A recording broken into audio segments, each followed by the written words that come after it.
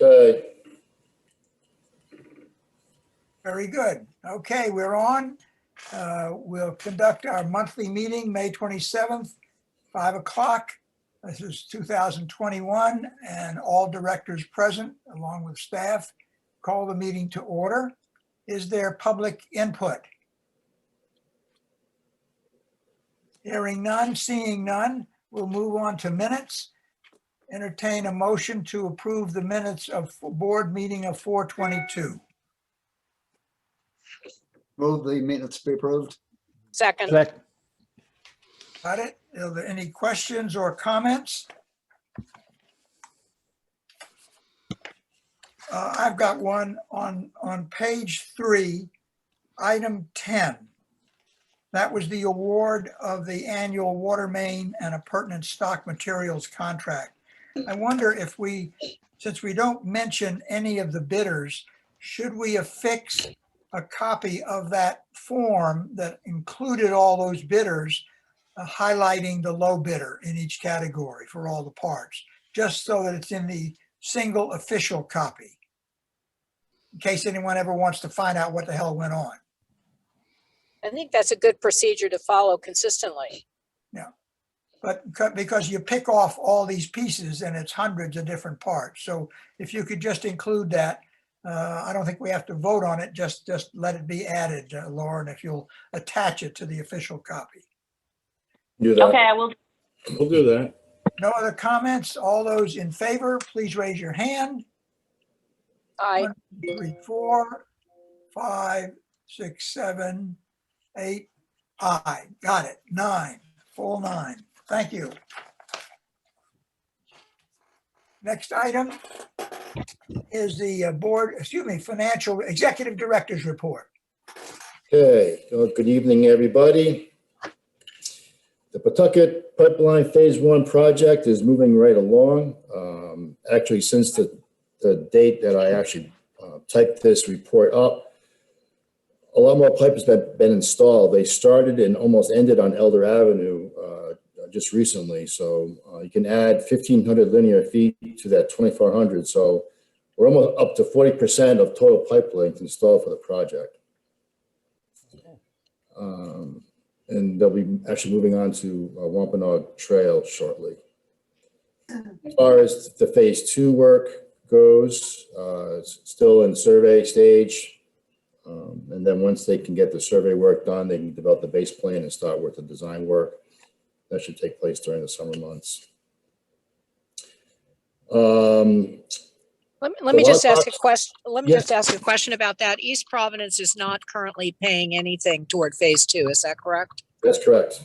Okay, so I think we as a board, not tonight, but we need to decide if they vote to come in and join us, how to assess them for the time value of the money we've put forward, number one. And number two, I don't think we have set a hard deadline where it's sink or swim for them to go along with us. And I do think we're going to have to do that.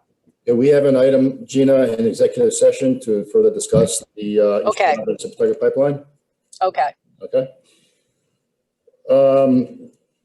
For the monthly billing project, the lockbox has now been set up, and notices are going out into the next round of billing to alert customers that their checks will now be going into the secure lockbox.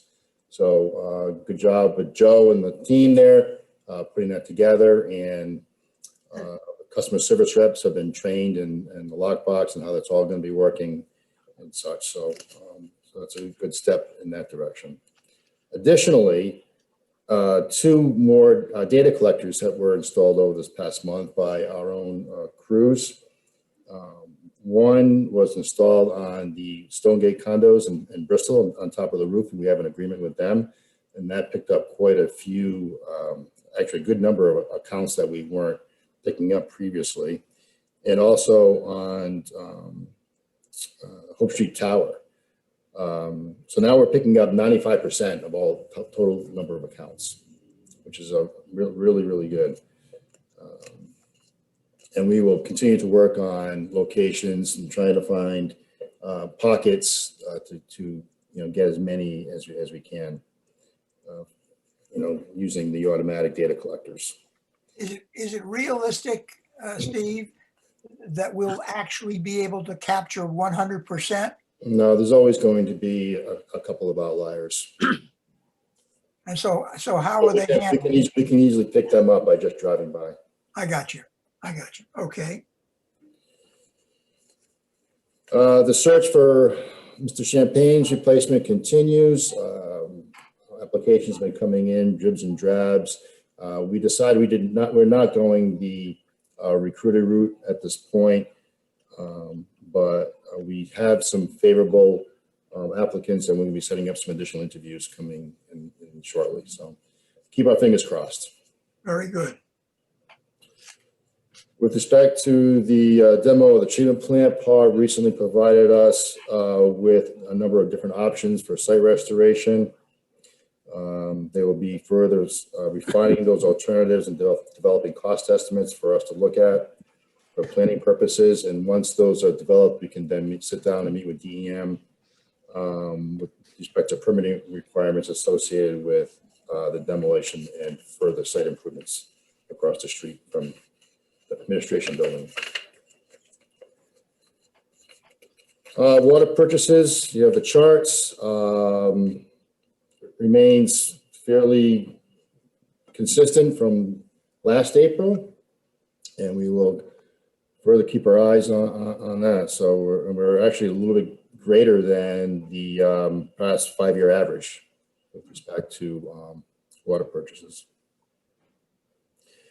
On the dam removal, we got 2 favorable responses back from the 2 grant opportunities that we responded to, and we'll be working with our partner, Save the Bay, in developing full applications, which are actually due. It's a quick turnaround time on those by the end of the month. But there's some significant dollars here at stake. I believe the National Wildlife is well over $1 million. So we put together full packages together for that, and hopefully we get some further grant monies for that project. And PAR continues to refine the designs for the permitting for that work as well. Meter replacements, you can see we continue to replace the meters. At best count, we're about 95% replaced for the new Neptune meters installed. All right, good news to report, and a thank you goes out to Senator Cindy Coyne for assisting Bristol County Water Authority in moving the modifications to the legislation. We got full Senate passage, and we are now working towards getting those same changes through the House chamber. I remain optimistic that we should see those within sometime this month. Note on East Providence, we did have a meeting with EP officials, with Attorney Keogh, Mike Crawford, and myself. I think on a positive front, East Providence has actually hired an independent attorney, their own attorney, to deal with water issues. That attorney is Alan Fung. The items that we discussed were the interconnection agreement, pump station transfer, and also the Pawtucket pipeline, and possible cost sharing on that. Excuse me. I have provided the EP officials with all of the information with respect to our contract with Beta Group for them to review. And also with respect to the interconnection agreement, one outstanding item to be included in the interconnection agreement is the hydraulic analysis. How much water can each system safely provide the other, particularly now with our line that has been downsized somewhat due to the repair. And also with the new 24-inch line that's going in, we need to determine what is the safe allowable flow in either direction. So PAR Corp is going to be doing the hydraulic analysis, and that total cost to do that analysis was $20,711, and East Providence has agreed to pay for half of that. With respect to the website, we have made some modifications based on some comments and suggestions that we received from RDW Group. We incorporated some navigation and content improvements. And I just want to point out, most notably, Mike has worked on what's a kind of a story map software for the Pawtucket Pipeline project, and we put that up as a highlight on the navigation heading. And it's really good. It includes some really good pictures, and he can easily update that with additional pictures as the project advances. So I encourage you to take a look at that. We completed our spring hydrant flushing according to our plan, and then we will plan on flushing again in the fall. Mike's not able to join us, and he did provide an operations report.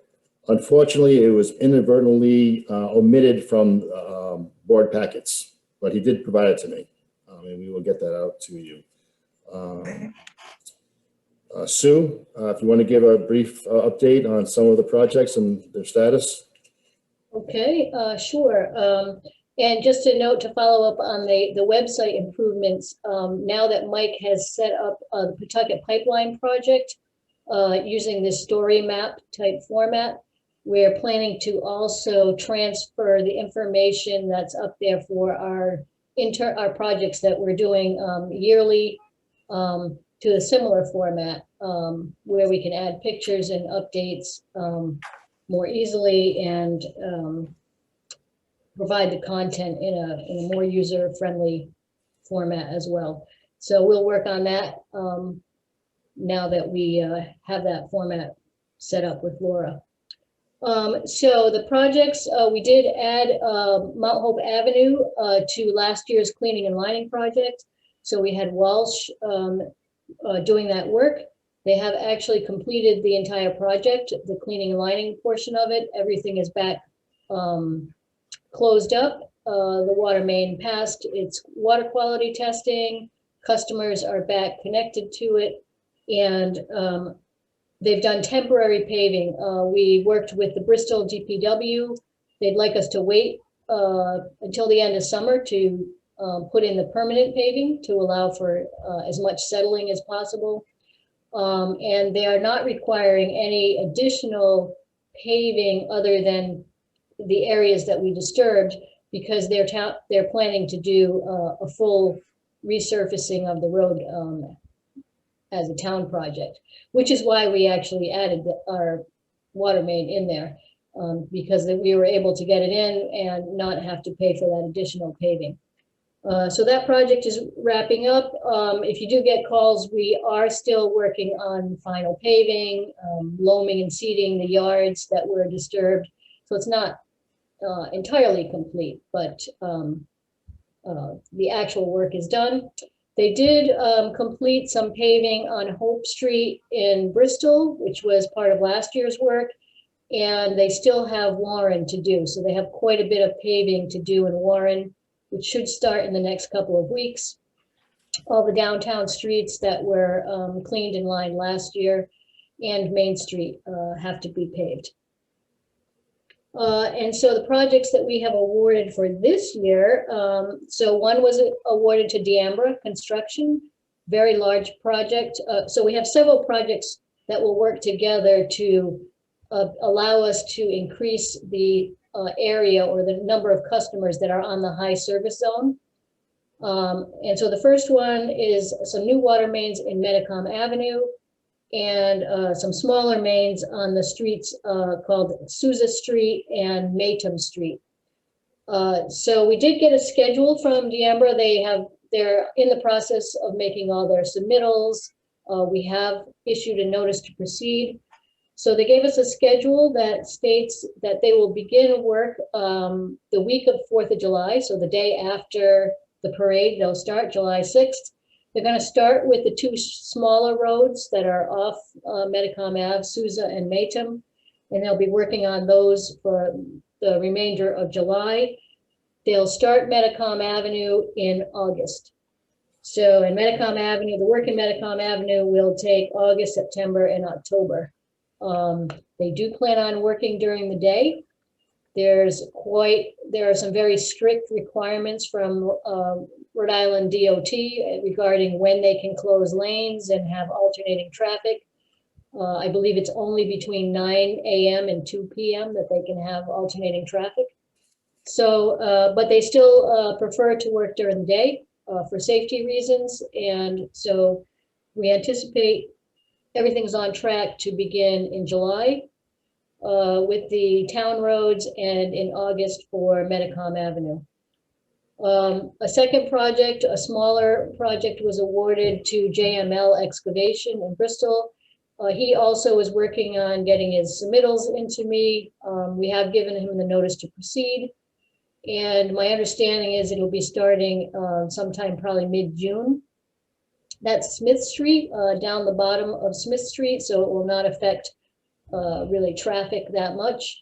And there are two small roads in Barrington in that contract, also very local streets. There shouldn't be any traffic impact on either of those. So we anticipate that he'll be starting up in June. The third project is the pump station. Probably once you get Mike's report, you'll see more information about that. Car Engineering is designing that pump station. It is just about ready to go out to bid. So we're hoping, I don't believe, what's that? It's currently in permitting at DOH too. Yes, it's in permitting. I don't believe it will at this point be able to get bid and awarded by the board for the June meeting. So probably we're looking at July to award that. That project can go through the winter if they get some of the structure up. So we're anticipating it'll start at the end of summer and keep going until it's complete. Once all three of those are complete, we will actually be able to transfer the customers over to the high service. One thing I might want to note is those of you in Bristol know that Getz Boat Building has been in the newspaper recently that they're doing a major expansion in Bristol. And this project that we're doing is going to increase the fire flow significantly in the industrial park in Bristol. So we worked with them, we gave them our preliminary estimates on how much that will be increasing and how much the static pressure will be increasing. And they really have been able to downsize the scope of their fire system that they'll need for that expansion. So they were actually very happy that this will work out, the timing will work out, and this project will really help them and help everybody in the industrial park.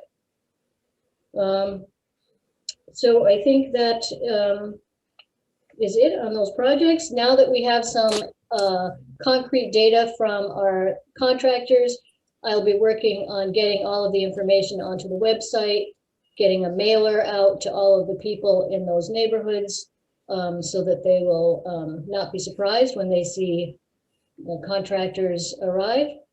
And I will start an email that goes out to the local officials as well, keeping them up to date, mostly for the police and the fire and the town councilors in Bristol, so that they'll know, you know, what's going on in that with those projects. Very good. This is Gina, and I have a couple of comments. The people who live on Sousa Street frequently call Speak Out, complaining about one another's noise or parties or what have you. So my That's impression sweet. is it's a very sensitive neighborhood.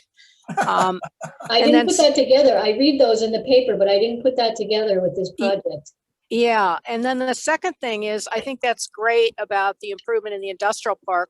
And I think that would be an ideal press release talking about how it's going to improve fire flow and maybe getting a quote from the people it gets about how pleased they are. Yeah, normally the newspaper, they don't like to run things until we're close, but I think now I can get in touch with is it Ted Hayes from the newspaper, and hopefully he'll put something in the paper.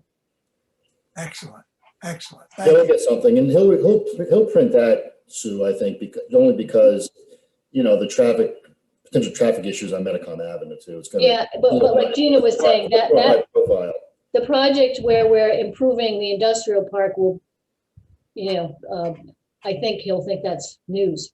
Sure, Right. Should be news. It should be news. yes. I have a question, Sue. Yep. When you complete the high pressure side, how will the people know, other than their faucet's going to be hopefully much better with pressure and stuff? Is there any way of saying we're going to hook up this street? For instance, I think it's San Francisco that lacks a great deal. Will that just be a tie-in to their existing pipe that will increase? It will be, and sometimes water systems do, or customers may have some issues with leaks if they have really old plumbing and we increase the pressure a lot. We're not increasing the pressure all that much. So people who have, most of them have poor pressure now. So say they have 30, they might have 60 afterwards, which is still not a real lot. But we will, I think what we'll probably have to do is send out a second mailer, because the first mailer is going out now. The pressure change switchover won't be probably for another year. So it probably would be a good idea for us next year to send out another flyer saying, okay, in such and such week or approximate date, the pressure is going to go up. Shower with a friend. Yeah, so, because a lot of them already have booster pumps in their houses. They might have to, change their settings and whatnot. So, but yeah, I don't think we can do the change for a year. So we'll send another letter. Fair enough. Thank Any you. other questions, comments? Thank you, Sue.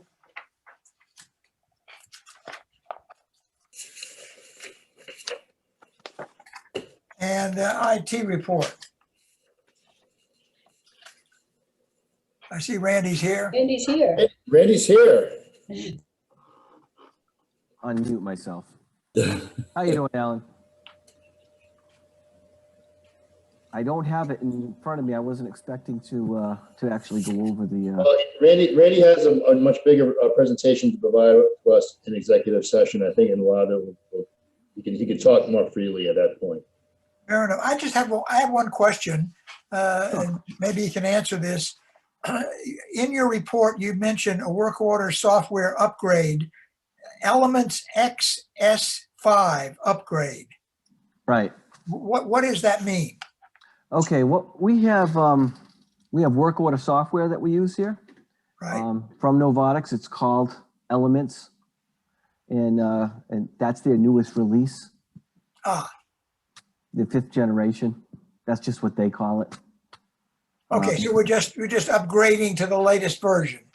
Yeah, it's kind of a major upgrade though. So we're doing it in stages, but it's going to be mainly more mobile friendly. I mean, we obviously use it in a mobile fashion now for the most part, but it's got a lot of improvements. Gotcha. Thank you. And also I'll add too, Randy has an item on here regarding the phone system. With the assistance of Joe Keogh, we crafted a letter for my signature to the state purchasing office to get some definitive response from them on that. Yeah, the phone. Gotcha. With respect to the NPA. Gotcha. Okay. Any other questions anyone has? Mark, you're up.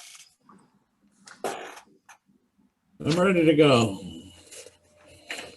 Okay, if everybody's kind of gone through the April financials, the good news is March was pretty disappointing and April kind of rebounded as things usually happen to get us back on a normal track. So, things right now, again, I always say this every year, a month or two doesn't set a trend. So as we wait, but we're in pretty good shape. The first point I have, the dollars billed and the gallons delivered,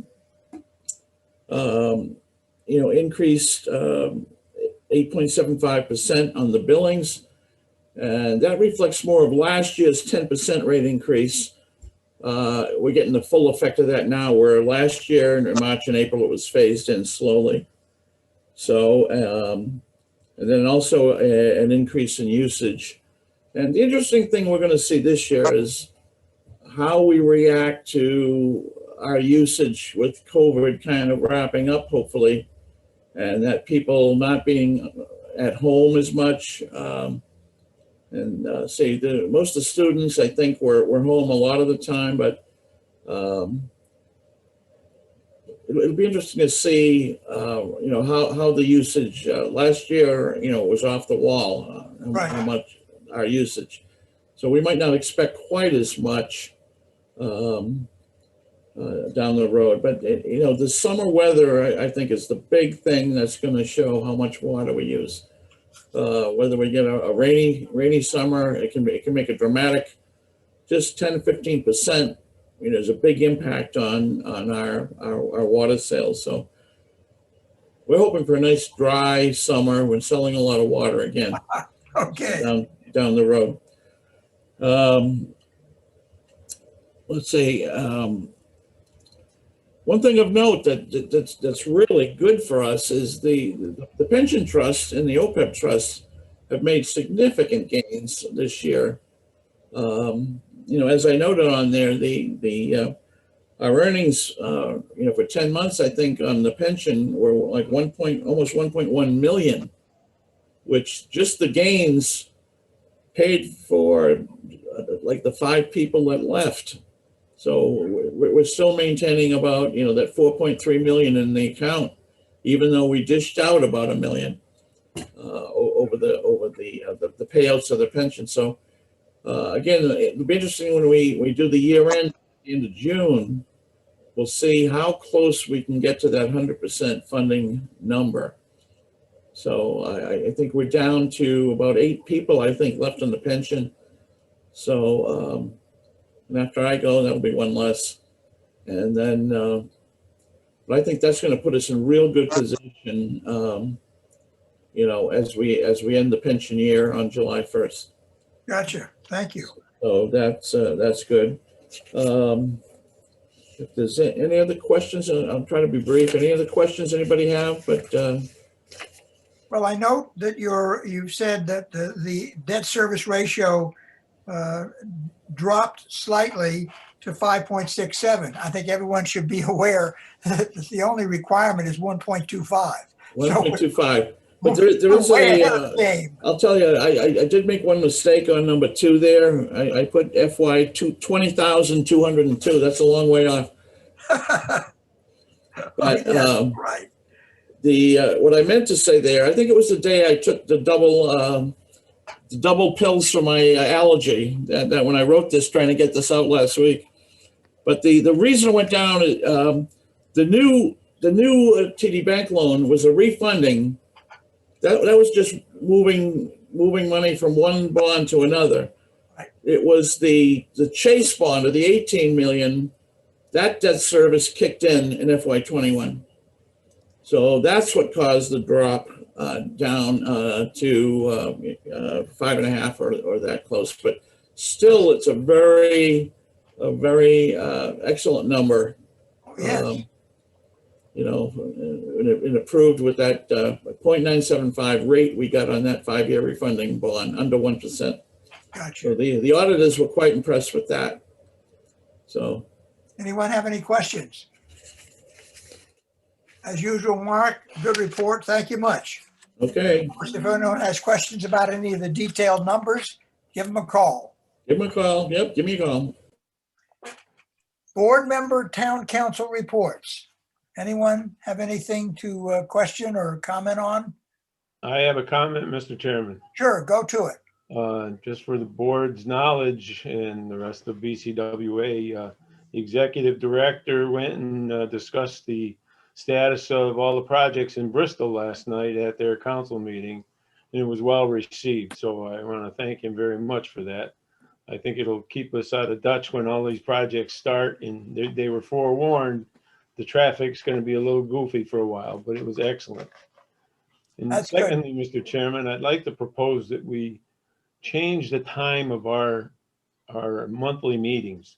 Not so I could golf, but I think that if we want the public to participate more, we should give them some time in order to get home and be able to participate in this meeting.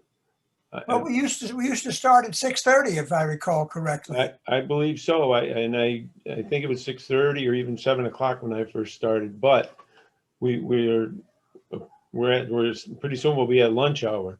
But I think if anybody wants to participate from the public, they're in a tough bind to get home and get into the world and see what's going on. So I would propose we either go back to 6:30 or something like that.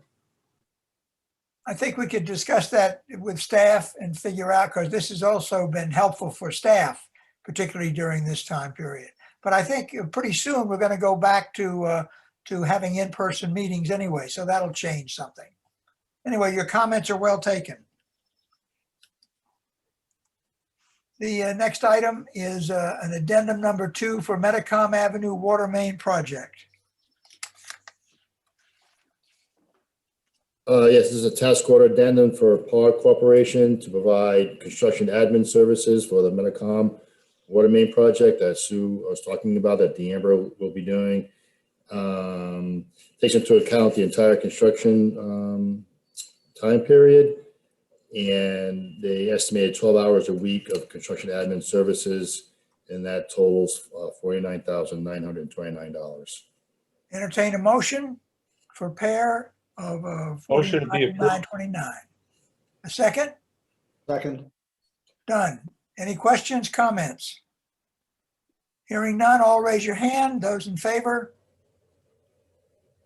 It is unanimous. Gina, you voting by voice? Aye. Thank you. Unanimous.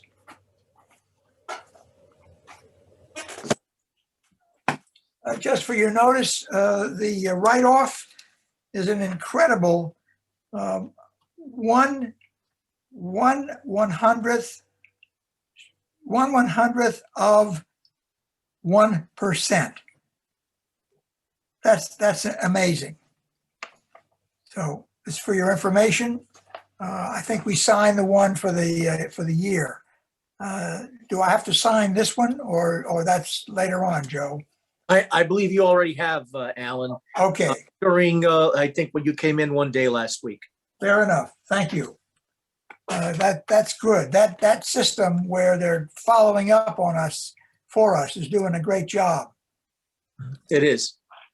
I think the towns would be envious on how much we collect versus their tax collections. Okay, the It next is very thing, impressive. It is very impressive, believe me. the next thing is to go into an executive session. Let me ask Joe Keogh before we make the motion, will there be any anticipated activity for the regular meeting after that? No. Okay, so we're letting everybody know that the only thing we will do after we come out of the executive session is to adjourn the meeting. I think we can say at this point then that we will be having a special meeting to discuss a recent labor contract or to approve a labor contract, and that'll be scheduled for June 3rd. So now entertain a motion to go into executive session for litigation on North Farm, litigation on the Providence Water docket, investment of public funds, and discussion related to executive session and approval of executive session minutes. I think these are under respectively 42, 46, 5A2. Those first two are the same. And then the third one is 42, 46, 5A7. And the fourth one is 42, 46, 5A3. So moved. And there's a second. All Second. those in favor, raise your hand. Aye. And aye. And it is unanimous by hand that we are going into executive session at 5:35. And we will not be returning to, when we return to open session, it will only be to close the meeting out. Thank you all. Okay. Okay, we're now in open session. It is 6:44. A motion to seal the minutes of the executive session. So moved. and seconded. Those in favor, raise your hand. Aye. And it is unanimous to seal them. And then since there's no other business before us, at 6:45, a motion to close our meeting. How about the next meeting? Next meeting will be June 3rd. That's a special meeting, and the regular meeting will be June 24th. Okay, for the June 24th meeting, are we in agreement to do it in person here? Absolutely. Okay. We'll figure out the right time to start. Yeah, and time, we'll have to figure that out. Okay. So we take Bob's comments seriously, and we'll come up with an appropriate time. A maskless meeting. That'll be nice. Yes. It'd be nice to see everybody in person again. All those in favor of closing the meeting, please say aye. All right. Have a nice evening, everyone. You too, everyone. Thank Have a you. good evening. Good night, everybody.